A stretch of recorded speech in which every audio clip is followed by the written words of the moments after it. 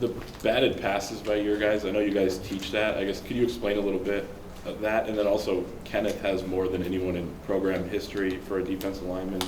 Is there some things you just can't teach, like he just can do that? I mean, one, he's massive, right? So he's big, he's long. I think in our defense, when you play that shade or that nose, you get double teamed a ton in the pass game. So while he's getting double teamed, I think the knack that he has is he picks one guy out and knocks him back. So a lot of quarterbacks think the pocket is clean there when they know that there's a double team. Well, he's really knocking it back and he's matching hands, and we emphasize it every single day. We do some type of match hand drill every day. I think football's turned into like affecting the quarterback. Used to be, just hit him and get sacks. Well, you've seen in some of our games, if it's close, they're going to get up as a penalty. So we got to figure out different ways to affect the passer. And one way is matching hands, and we talk about it all the time. And he's done a great job with it. Back right, Aaron. When you're coaching the rush defense is number 3 in the country, how do you motivate them to get better? What's the next step? I mean, at the end of the day, like, it's the same thing. Playing defensive line is so easy, it's complicated. Because if you stay low and you throw your hands and you play with violence, you're going to be successful. But you have to do it over and over and over again. It's not a secret. Low man wins.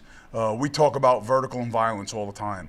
And I think when the guys buy into that and they do it, they'll just keep getting better. You can always be better with your pad level. You can always be better with your hands. Everyone's chasing perfection, right? So I think those guys, what they've done is they've really bought into that. And when the lights come on, they do a great job of trying to do that. I mean, we come off the sideline and we're on the iPad watching the plays, which is new for us this year that no one's ever been able to do. Those guys are on the iPad. It's like, oh man, I was a little high here. Oh, my hand placement wasn't perfect. And those guys are chasing perfection, and it's competition within that group, and it's been really good. When the secondary's giving up the yards that it is there more pressure on the front to get home quicker? Well, I think at the end of the day, it's hand in hand. Like when we play good defense, it's all 11 guys doing a good job. So our guys take it as when there's a big play, whether it's in the run game or the pass game, we haven't done what we're supposed to do. And I think that's the biggest thing. Like, it's 11 guys. I know you can look at things and say, oh, well, this guy's giving this up or this guy's giving that up or the ball went through this hole, the ball went through that hole. It has to be, it's all 11 guys. And if we're getting a great pass rush, some of those things that don't happen on the back end, so I think it's hand in hand. It's not one group or one person. It's us as a group, and those guys know it, and they take that pretty seriously. Alejandro? You talked before the season about the need for Mason and Kenneth in particular to have good conditioning. Are you comfortable with where they're at in that regard? Yeah, I think they are. And I think they're more comfortable than what they have been in the past. They've played more plays than what they have been in the past. We still got to keep pushing guys. I think Trey Pierce is doing a great job the last couple weeks coming back. He's a little banged up coming back. Eno is getting better, and then you've seen the emergence of Ike a little bit inside. And then Benny's been solid. Benny's played more plays than he's played too in the past, so those guys are getting better. We got to keep pushing that next group because the better they are, that'll take us the second half of the year.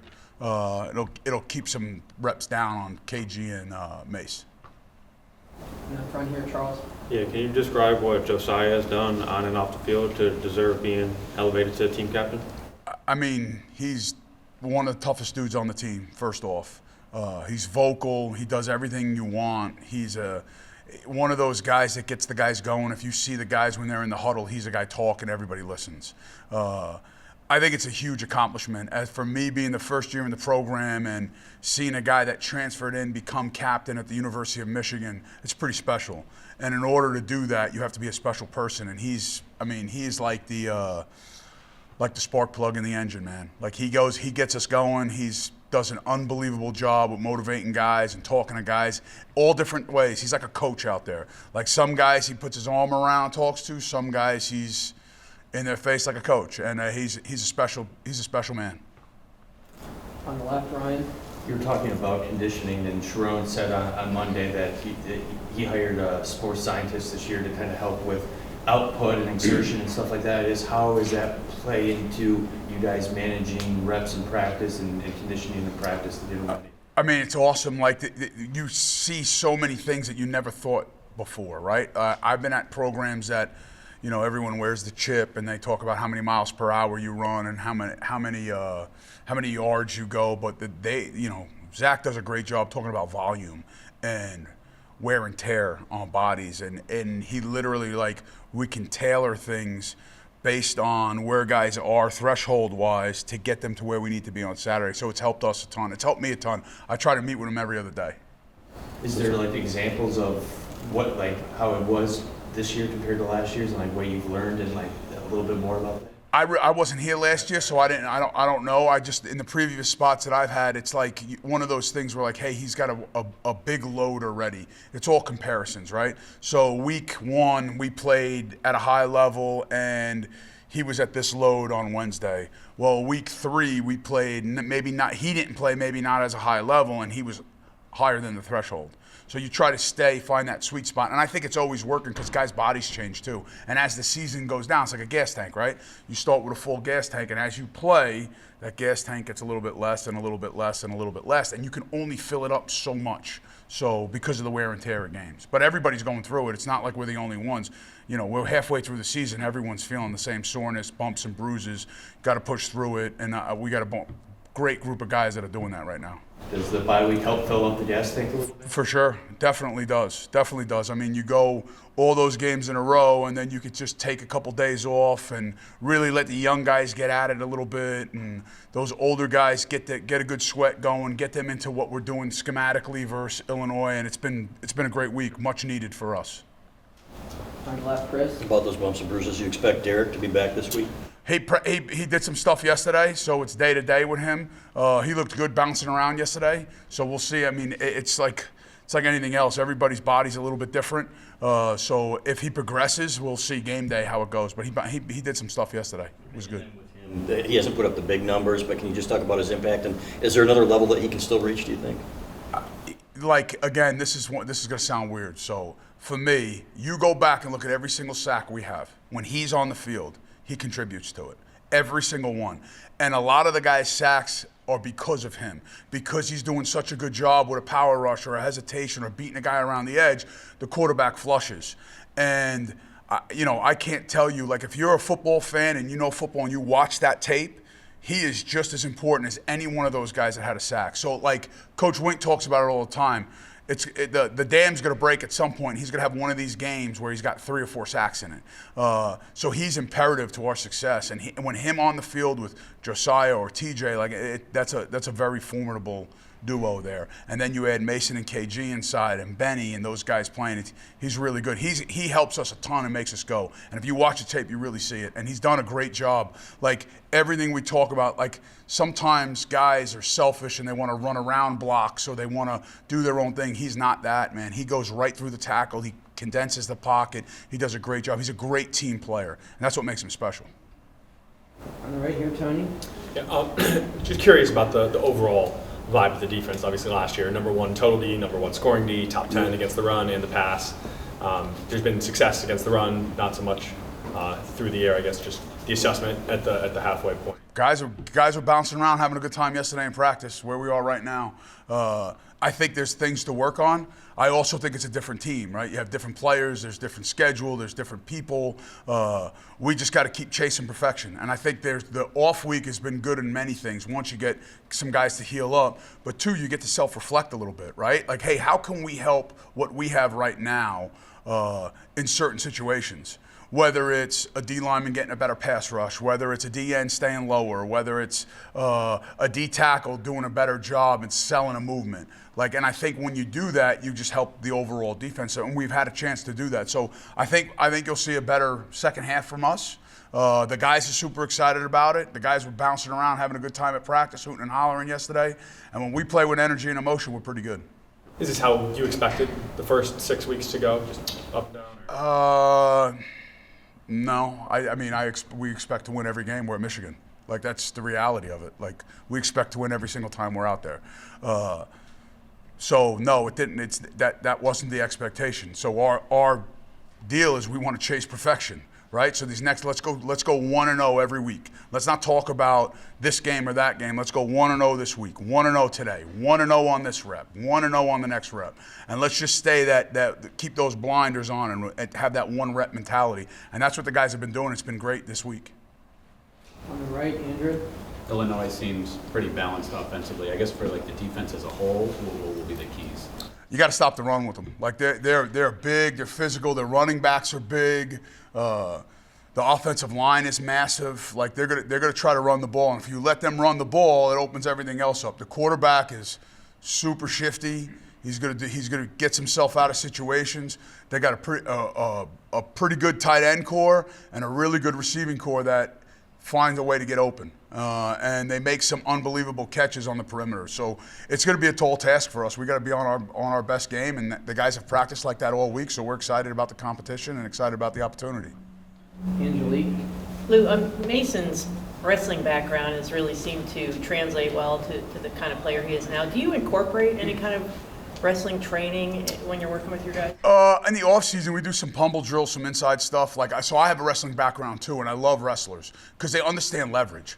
Like if you've ever wrestled before, a lot of wrestling is working your opponent's momentum against him, right? So it's just like football. So I'm in a block, I'm fighting pressure with pressure. I feel pressure coming back at me, now I'm over it. And I think that he has a knack of doing that. If you watch him on tape, that's one of the things that makes him special. As far as doing anything other than that, I mean, it's all leverage, and wrestling is leverage. So again, wrestling knee bend, power, strength, inside hands, inside control. Like all those things that you talk about in wrestling work for defensive line. It really works, a secret, it works for every position. That's what I was going to say. I mean, Sharon wrestled. 100. Yes, I mean 100%. Like wrestling is important. Like if you have low man wins, inside control, you're normally going to be good at no matter what position you play. So, other than maybe quarterback. Got time for a few more questions. We'll start on the right here with Reiner. Yeah, I mean, different defensive coordinators have different philosophies. Some want to just rush with 4. Others obviously want to bring pressure. Obviously, Wink seems to be on the bring pressure side, but when the strength of the defense is the front 4, with Graham, Moore, and Stewart. Why blitz or why send extra rushers? In your opinion, why is that an effective strategy? Well, one, I think every game plan's different. I think if you look at us the last 3 or 4 games, I would say we rushed 4 more than we brought 5 or 6, significantly, because of that. But every game plan's different. Like if you see something, we're watching an opponent and they run this protection and they don't have an answer for this, that's what you want to do. You want to put your guys in the best spot to win, right? Whether that's rushing 4, whether that's bringing 5, whether that's playing man, whether that's playing a fire zone behind it. It's a chess game, and you're always trying to match it. You're trying to give them a picture and then change it post-snap. They think you're in man, now you're playing zone. They think you're in pressure, and now you're dropping out. They think you're not pressuring, and now you're pressuring. So I think his mindset is whatever it's going to take to win, and I think that's the one thing that you've seen the last couple of weeks for us. Do you think, part of some of the concessions maybe he's made is, obviously some of the leakage on the back end. Where maybe if you are sending an extra, rusher from either the linebacker spot or defensive back spot, you're leaving possibly a hole on the back end. Is that kind of part of the rationale there to maybe not send as much, from? No, I think he does. I think it's whatever the game plan is. Like if whatever's going to work for us, that's what he wants to run, and I truly believe it. And again, you can be on the board and draw up a bunch of good blitzes and it looks good. You can be on the board and draw up a bunch of good coverages and it looks good. Like the secret is this: when the front 4 get there, the back end no one even talks about.